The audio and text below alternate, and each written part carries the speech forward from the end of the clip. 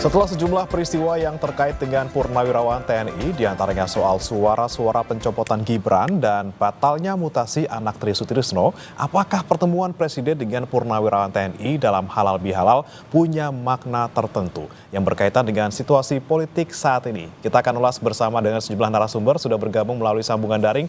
Ada Agus Wijoyo, Gubernur Lemhanas tahun 2016-2022. Selamat pagi, Pak Agus. Selamat pagi. Dan hadir juga di studio, saudara, ada pengamat militer Anton Aliabas dan juga pengamat politik Agung Baskoro. Selamat pagi, Mas Anton, Mas Agus. Pagi, Mas Bre. Pagi, Pak Agus. Mas Agung maksudnya, kalau Pak Agus kan ada di daring. Iya, Pak Agus ya. Pak Agus. Ini semuanya soalnya ya. Baik, saya mau ke Pak Agus terlebih dahulu. Pak Agus, melihat kemarin Pak Prabowo bertemu dengan Purnawirawan TNI di Balai Kartini seperti itu ya, di tengah kondisi yang seperti ini, seperti apa sih Pak Agus melihatnya? Hal itu merupakan hal yang sangat baik, karena kalau diingat, semua purnawirawan itu berasal dari satu sumber yang sama, yaitu sebagai perwira TNI. Dan ketika kita berada dalam keadaan aktif sebagai perwira TNI, kita didasarkan kepada satu dasar bersikap, yaitu Sabta Marga. Arti Sabta Marga itu apa? Arti Sabta Marga itu adalah above politics. Sabta Marga tidak memasuki intervensi politik atau memasuki wilayah politik. Walaupun sebagai purnawirawan kita bebas untuk menyatakan pendapat, tetapi kalau kita sangat menjiwai jiwa dari Sabta Marga, hendaknya memang itu tetap menjiwai perilaku kita, yaitu bahwa kita tidak perlu masuk ke dalam wilayah politik praktis. Kalau istilahnya sekarang membedakan antara politik dengan politik praktis, yaitu keberpihakan di dalam isu-isu politik yang membelah masyarakat. Tetapi kalau dikatakan bahwa tidak ada prajurit tua yang mati, tetapi hanya tetap sebagai pejuang, maka hendaknya kita juga tidak ada yang melarang untuk berhenti berpikir. Kita tetap boleh berpikir, hanya saja bahwa disampaikan tanpa mengambil bentuk gerakan politik. Jadi pertemuan itu saya anggap sangat positif untuk merenungkan kembali bahwa kita berasal dari satu sumber, yaitu yang berdasarkan Sabta Marga. Nanti untuk penyelesaian ke depannya, mungkin untuk pertanyaan berikutnya saya akan menjelaskan lagi. Terima kasih. Oke, bisa dikatakan ini untuk meredam situasi politik yang kemarin sempat memanas terkait dengan usulan dari Forum Purnawirawan TNI ya, Pak Agus ya? Iya betul, meredam ini hanya sifatnya sementara. Meredam ini hanya sifatnya gejala, tetapi masih belum memberikan jalan untuk memberi solusi tentang masalah substantif yang menjadi masalah dasar dari perbedaan pendapat tersebut, yang itu masih perlu untuk difikirkan. Baik. Saya ke Mas Anton. Mas Anton melihatnya kemarin ini kan dengar-dengar memang dadakan gitu ya diadakannya halal bihalalnya, kemudian kebetulan Pak Prabowo bilang memang bisa hadir, dan di tengah kondisi yang seperti ini juga sepertinya ada makna tersembunyi di balik ini. Apakah memang untuk mengcounter isu yang selama ini sedang berkembang terkait dengan tadi ya beberapa poin, ada soal usulan dari Forum Purnawirawan, kemudian ada juga terkait dengan mutasi anak dari Pak Sutrisno, Letjen Kunto. Ini seperti apa, Mas Anton? Ya, jelas Mas Bre bahwa pertemuan kemarin saya menganggapnya inilah untuk menurunkan tensi. Kenapa? Karena tentu saja apa yang dilakukan oleh Pak Prabowo adalah sebagai bentuk mitigasi agar eskalasi politiknya tidak banyak meluas lagi, gitu. Karena kan sebenarnya kita bisa melihat runtutan ya, bagaimana tuntutan itu naik pada tanggal 17, lalu tanggal 25 sudah ada respon sebenarnya dari istana, bagaimana Pak Wiranto itu sempat berkonsultasi dengan Pak Prabowo, tapi kemudian tereskalasi lagi dengan adanya skep mutasi gitu ya. Jadi ada rentetan-rentetan yang kemudian Pak Prabowo saya menduganya adalah bermaksud kita harus turunkan. Dengan apa? Dengan adanya gestur, karena nanti Mas Agung juga kan dengan gestur, sehingga kemudian dia harus tempatkan bahwa samping-sampingan antara Pak Tri dengan Pak Prabowo itu menunjukkan bahwa kita nggak ada masalah sebenarnya saya dengan ini. Gitu. Jadi ini yang ingin juga ditunjukkan kepada publik bahwa ketika waktu kemarin ada mutasi, saya itu sebenarnya nggak ada masalah dengan ini. Ini jadi itu yang saya tangkap ya ketika ada gestur seperti itu, karena memang kalau lihat profil Pak Prabowo kan sangat hormat dengan seniornya siapapun seniornya itu gitu. Jadi gestur itu yang ingin ditampilkan sama Pak Prabowo bahwa beliau nggak ada masalah dengan itu, sekaligus adalah juga ingin mempertegas konsolidasi karena Forum Purnawirawan ini kan memang bukan lembaga yang yang solid selainnya kayak PABRI, PPAD, PPLN, PPAU ya. Jadi ini memang kumpulan purnawirawan gitu yang lepas dari mereka bajunya dari mana gitu, kemudian menuntut pada satu hal. Tapi memang tadi seperti yang Pak Agus sampaikan bahwa karena ini cuma untuk menurunkan tensi, tapi inti masalahnya belum dibicarakan. Ya. Apalagi misalnya yang dituntut kemarin tidak hadir gitu ya. Ini kan juga menjadi menarik ya. Ini apakah kita lagi mau lokalisir masalah nih? Jadi masalah sama saya sudah selesai, yang ini belum gitu. Oke. Mungkin satu-satu kali ya diselesaikan ya. Tapi kalau Mas Agung melihatnya seperti apa nih? Apakah sekedar menurunkan tensi tapi belum menyentuh ke pokok persoalannya, dan bagaimana dengan gesturnya Pak Prabowo kemarin yang sempat hormat dulu kemudian duduknya di samping, di samping gitu ya. Ini seperti apa Mas Agung melihatnya? Ya, pertama ini aksi reaksi politik ya Mas ya. Ada aksi dari Forum Purnawirawan yang sifatnya informal, memberikan 8 poin, kemudian ada reaksi dari yang formal nih, yang diwakili oleh PPAD, PPAU, PPAL misalkan, kemudian ini ada halal bihalal PPAD dengan Presiden. Jadi ini penting, walaupun ujungnya nanti meredam ya, tapi minimal ada respon yang diberikan oleh pemerintah, baik oleh Pak Wiranto ataupun lewat forum-forum purnawirawan yang resmi itu. Karena ini penting, memastikan bahwa ketika mereka memberi masukan, arahannya jelas, pun ketika mereka melakukan hal-hal di luar itu sebagai tindak lanjut, arahannya juga jelas karena dikawal oleh purnawirawan forum yang lain semacam itu. Itu yang pertama. Yang kedua, ketika saya mencoba melihat situasi forum ketika kemarin dilaksanakan, itu kan menarik, tadi sempat disinggung. Pak Prabowo dengan Pak Tri duduk berbarengan, kemudian sebelum pidato, Pak Prabowo memberikan hormat. Itu saya kira salah satu arahan bagaimana Pak Prabowo merangkul semua kalangan, baik purnawirawan yang informal tadi, maupun yang formal semacam itu. Nah yang menarik, Mas Gibrannya nggak ada. Nah apakah ini ada kendala teknis ataupun substantif? Saya nggak tahu, nanti bisa di cross check sama panitia ya.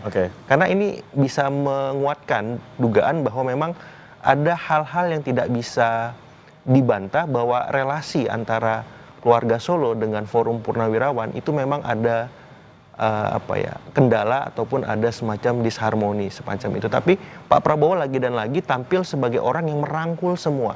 Mau itu Purnawirawan, mau itu Mas Gibran, karena kita tahu sebelum itu ada rapat paripurna di kabinet yang mengungkapkan bahwa beliau satu suara, satu nada dengan Pak Jokowi, apalagi dengan Mas Gibran semacam itu. Jadi posisi Pak Prabowo semacam ini saya kira oke, bagus gitu. Karena apa? Karena kita butuh orang yang bisa menjembatani, berkomunikasi dengan pihak-pihak dalam tanda petik yang punya dinamika relasi semacam itu, sehingga pada ujungnya tidak ada yang kemudian rakyat kita yang dirugikan, seperti itu.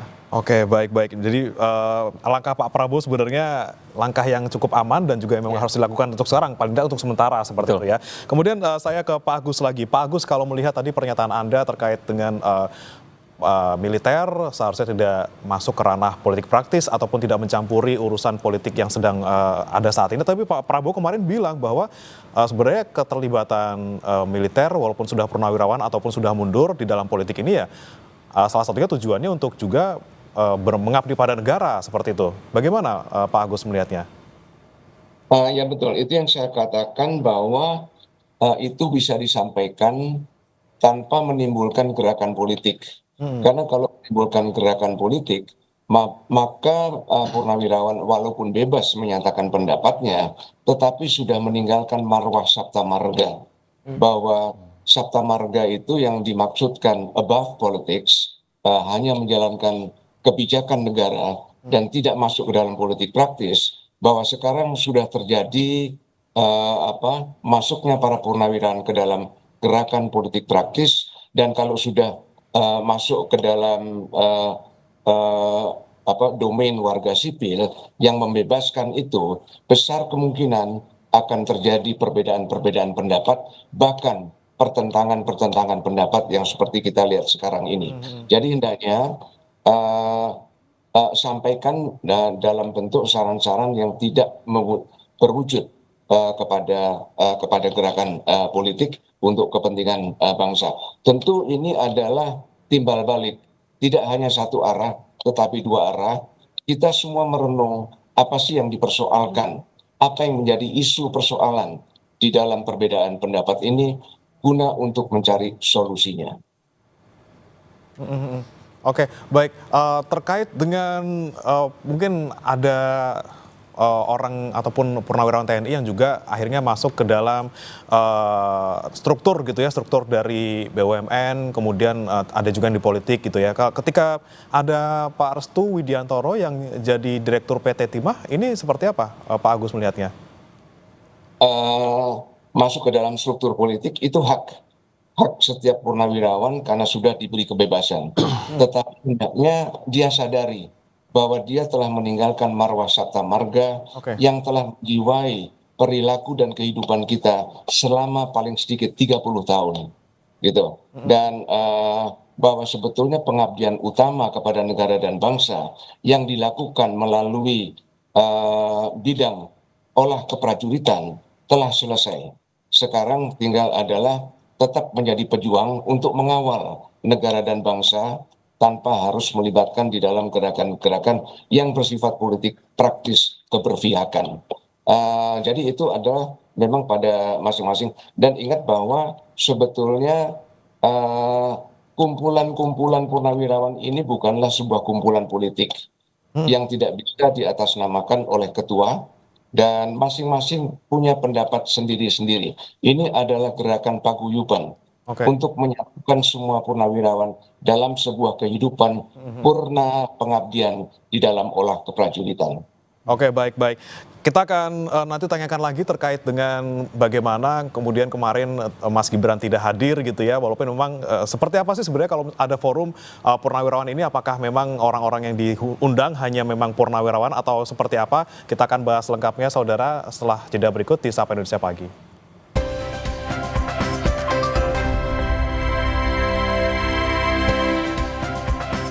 Kembali di Sapa Indonesia Pagi, saudara, dan masih membahas terkait dengan halal bihalal Presiden Prabowo Subianto bersama dengan sejumlah purnawirawan TNI di Balai Kartini, Jakarta kemarin. Dan tadi menyambung pertanyaan sebelum jeda ke Pak Agus lagi. Pak Agus, ketika misalnya kemarin Mas Gibran yang mungkin sekarang jadi fokus utamanya gitu, lagi jadi sorotan, justru tidak ada di forum.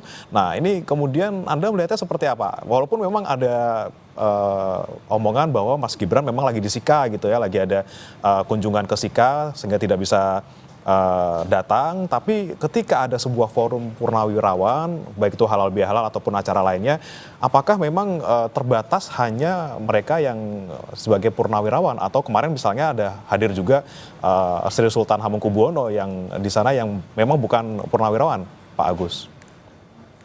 Iya. Kalau mau jawaban yang humoristik seperti umumnya jawaban sekarang, pertanyaan itu bagus, tapi jangan tanya sama saya dong. Oke. Musim-musim jawaban sekarang kan seperti itu. Tanya sama panitia dong. Oke. Kan gitu. Ini gimana sih ini Kompas TV ini? Tapi Pak Agus, berarti kalau misalnya forum tuh biasanya memang ya eksklusif aja untuk purnawirawan saja gitu ya seharusnya ya. Ada Pak Nasaruddin Umar, Mas, sama Pak Nasaruddin juga, Menteri Agama datang juga gitu. Ya, tergantung.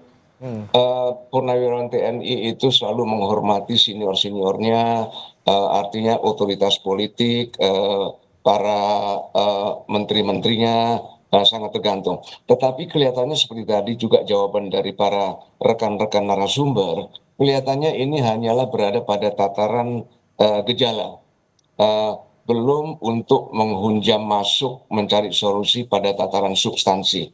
Nah, kalau gejala memang tadi istilahnya banyak disebutkan, digunakan meredam. Ya sudah, meredam yang ada di atas permukaan. Tetapi yang sifatnya substantif di bawah permukaan itu belum tersentuh. Mungkin itu. Nah, baik ini kan masih permukaan gitu. Jadi Mas Anton juga sempat menjawabnya juga ini kan masih untuk meredam sekedar permukaannya, belum ke substansinya. Berarti emang harus ada forum tertentu yang lagi dilakukan lagi dong di luar ini khusus untuk membahas soal gonjang-ganjing forum purnawirawan kemarin yang soal 8 poin itu dong. Ya, sebenarnya tergantung dari forum purnawirawan ini targetnya apa. Kalau targetnya adalah menarik atensi presiden, sudah narik nih atensi presiden, ya kan? Dan kedua, sebenarnya dari kepresiden dan pemerintah itu juga sudah merespon. Pak Wiranto sudah bilang waktu itu, nanti terkait usulnya akan dikaji lebih lanjut. Ya kan, presiden mengapresiasi dan akan mengkaji lebih lanjut. Nada itu juga diresonansi oleh Menteri Pertahanan, gitu ya. Nanti juga akan dipelajari lebih lanjut.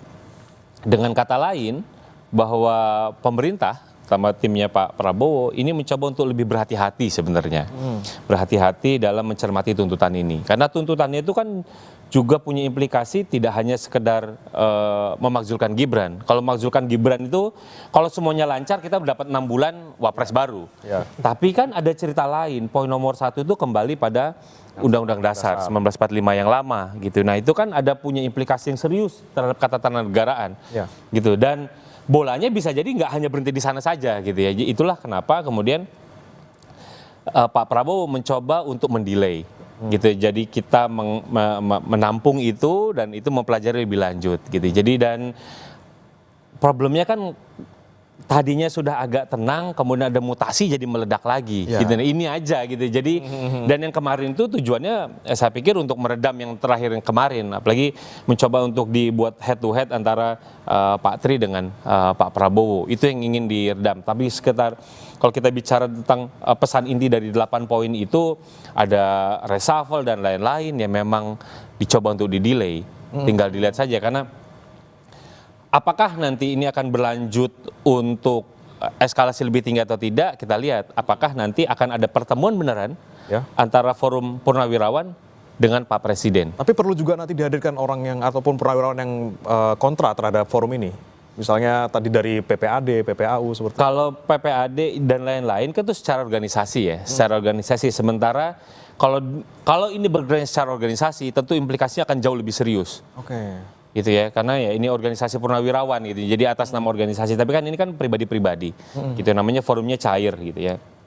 Apalagi misalnya tadi Pak Agus sudah menyinggung tentang keterlibatan mereka dalam politik, mereka ini cukup aktif nih dalam politik. Betul. Gitu ya kan, waktu pemilu kemarin mereka ada di sebelah mana gitu, kan itu juga anggapan-anggapan ada. Jadi saya tidak heran kalau misalnya nanti ini eskalasinya makin tinggi, bisa jadi nanti Pak Presiden mau untuk bertemu. Tapi kalau ini misalnya ini redup ya apa boleh buat.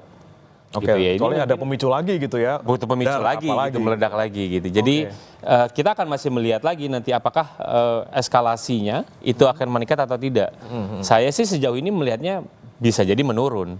Gitu karena memang yang ingin ditunjukkan lah tidak ada masalah antara Pak Tri dengan Pak Prabowo gitu. Dan kita bisa juga duduk lihat satu meja kemarin. Kan yang mereka yang forum nggak ada yang duduk di depan satu meja juga gitu ya. Jadi artinya memang belum ketemu antara yang forum purnawirawan dengan Pak Prabowo. Oke, baik siap. Saya ke Mas Agung. Mas Agung, kalau tadi lihat kita di tayangan sebelumnya yang memang sudah ada tanggapan walaupun secara tidak resmi ya, Pak Luhut bilang ada kata-kata yang memang cukup mengejutkan gitu ya, soal kampungan seperti itu. Ini kan sebenarnya kita belum membahas ini secara, Pak Prabowo belum membahas ini secara real gitu ya, belum dibahas secara resmi, tapi kemudian ada komentar ataupun pernyataan yang dikeluarkan oleh Pak Luhut soal ini. Nah, Anda melihatnya implikasinya seperti apa kalau sudah ada pernyataan seperti ini? Iya, saya kira komunikasi kontraproduktif semacam itu harus dihindari oleh pejabat publik kita, siapapun itu, karena itu menjadi koreksi besar dari Pak Prabowo agar ke depan kabinet Merah Putih dan jajaran yang lain bisa lebih baik. Itu yang pertama. Yang kedua, memang saya melihat kalau tadi kata Mas Anton ini trennya turun, saya justru sebaliknya naik. Kenapa? Karena ada ekosistem lain yang mengitari ini semua. Kan tuntutan 8 poin itu seputar keluarga Solo ya. Kita sebut ada term IKN, kemudian ada menteri-menteri Pak Jokowi, yang ketiga pemakzulan Mas Gibran. Nah masing-masing ini ada problemnya nih. IKN dalam proses, Pak Jokowi sekarang lagi soal ijazah. Ya. Ini Mas Gibran nih. Nah, jadi eskalasi isunya ini akan terus naik kalau saya lihat. Walaupun secara kuantitatif di parlemen, karena pemakzulan itu kan untuk proses politik di DPR, agak susah karena 81% hari ini dikuasai oleh Kim Plus. Sehingga pergerakannya bukan yang kuantitatif tadi di parlemen, tapi yang kualitatif. Ini diskusi-diskusi soal, maaf, pemakzulan, ini akan terus beredar kemana-mana. Saya lihat beberapa purnawirawan itu bergerilya ke daerah-daerah. Kemudian juga ketemu beberapa tokoh-tokoh masyarakat. Itu satu hal. Masalah Solo yang tadi saya bilang hal yang lain, ini publik menunggu dan menanti bagaimana hal-hal tadi berlanjut dan terus bergulir. Karena biar gimana pun soal ijazah Pak Jokowi itu kan akan terus bergulir sampai 6 bulan sampai proses pengadilan misalkan. Kemudian yang pemakzulan ini juga jadi perdebatan ya, dialektika kita bersama sampai pagi ini. Jadi saya melihat eskalasinya akan terus naik walaupun tidak terlalu cepat ya, tapi progresnya kelihatan semacam itu. Dan respon dari pemerintah juga saya lihat memang cukup eksponensial gitu. Dari hari ke hari itu ada aja Gebrakannya. iya gebrakan. Habis 8 poin kemudian ada pertemuan PPAD, tiba-tiba ada mutasi Pak Kunto, kemudian ada lagi halal bihalal, terus besok apa lagi gitu kan. Karena kan masing-masing ini punya basis semua. Mereka pernah menjabat, pernah memimpin, dalam tanda petik ada pasukannya walaupun mungkin dalam bentuk-bentuk yang lain. Tapi yang jelas saya berharap kepemimpinan Pak Prabowo bisa meredam itu semua. Karena beliau pernah di oposisi juga kan. Beliau pernah juga memberikan masukan kepada pemerintah pada masa misalkan beliau sama Ibu Mega kalah dalam Pilpres 2009. Kemudian beliau di 2014 juga kalah dari Pak Jokowi. Jadi beliau pernah dalam posisi seperti para purnawirawan ini, dan saya yakin beliau sangat empatik, menghargai, dan itu bisa menjadi masukan kepada para purnawirawan bahwa apapun yang mereka diskusikan bersama forum mereka untuk tidak setuju dengan pemerintahan hari ini ataupun keluarga Solo, itu tetap pada rel-rel konstitusional. Jangan sampai di luar itu. Oke, baik. Saya ke Pak Agus lagi. Pak Agus, kita melihat ada jelas ya, ada perbedaan pendapat dan juga perbedaan pandangan yang disampaikan oleh purnawirawan. Ini walaupun yang satunya hanya sekedar forum, yang lainnya ini adalah pihak-pihak yang memang tergabung dalam perkumpulan resmi seperti itu. Nah, Anda melihatnya ketika ada perbedaan pendapat seperti ini, seperti apa Pak Agus? Apakah memang semakin menunjukkan bahwa ada purnawirawan yang memang saat ini masih punya kepentingan tertentu yang berbeda pandangan politik dengan yang lain seperti itu?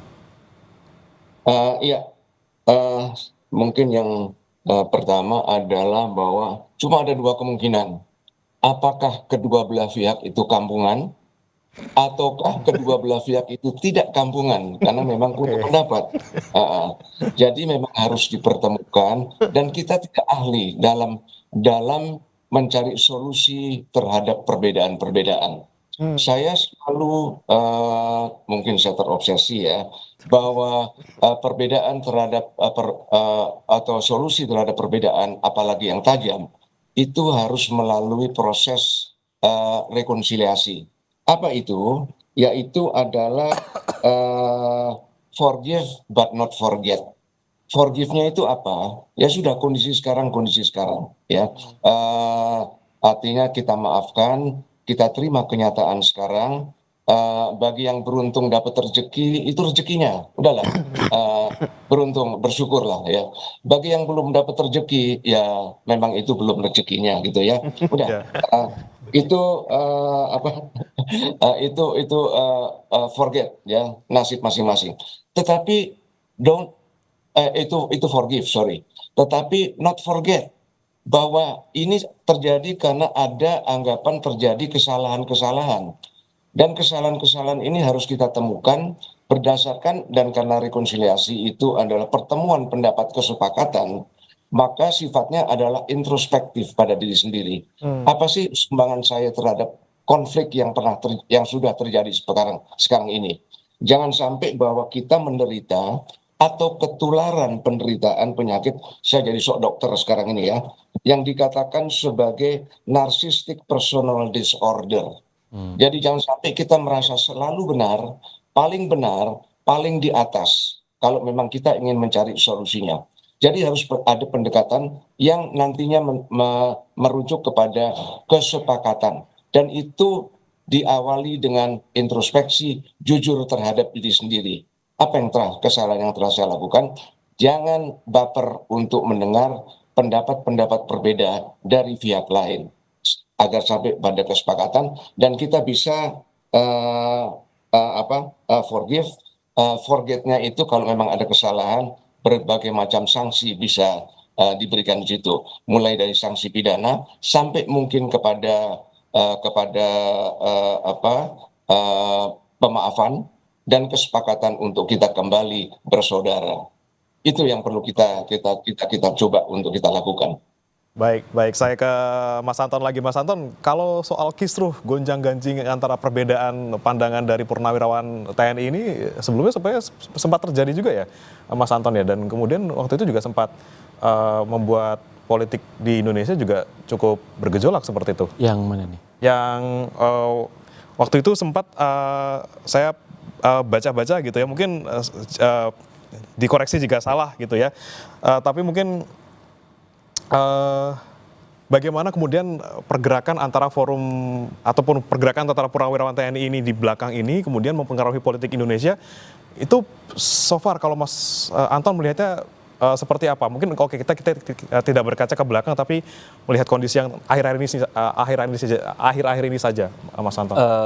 Pertama jelas selalu ada di kita. Kalau Pak Agus ini kan beda ya, politiknya politik dewa ya. Harapannya adalah walaupun dia purnawirawan tidak masuk ke dalam wilayah politik praktis, tapi kan juga ada sejumlah koleganya yang pengen punya jalan berbeda dengan ingin tetap menjaga relevansi mereka dalam politik. Itu satu. Kedua, memang yang juga seringkali agak blur gitu ya di sipil melihatnya adalah pensiunan sama dengan TNI padahal beda. Oke. Gitu ya. Jadi ya pensiunan TNI aktif gitu. Karena yang bisa membuat gerakan terhadap TNI aktif ya TNI aktif. Ya, jadi kalau pensiunan ya sekalipun dia dulu punya junior dan lain-lain, ya dalam tingkatnya paling jauh lah saran gitu. Tapi apakah itu akan mempengaruhi atau tidak, itu belum tentu. Apakah itu dia bisa melakukan politisasi atau tidak, belum tentu jawabannya. Itu kedua. Dan gerakan-gerakan kayak gini memang juga umum gitu. Jadi bagaimana misalnya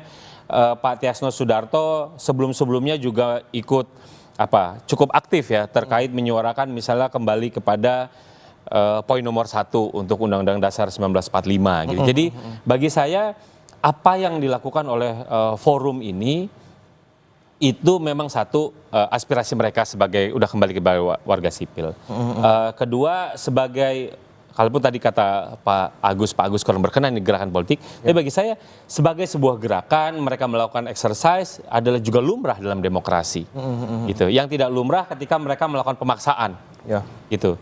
Tadi kalau saya tanya, apakah akan ada eskalasi atau tidak itu tergantung dari apakah mereka kemudian, kalau ini kan cuma fokusnya kepada presiden.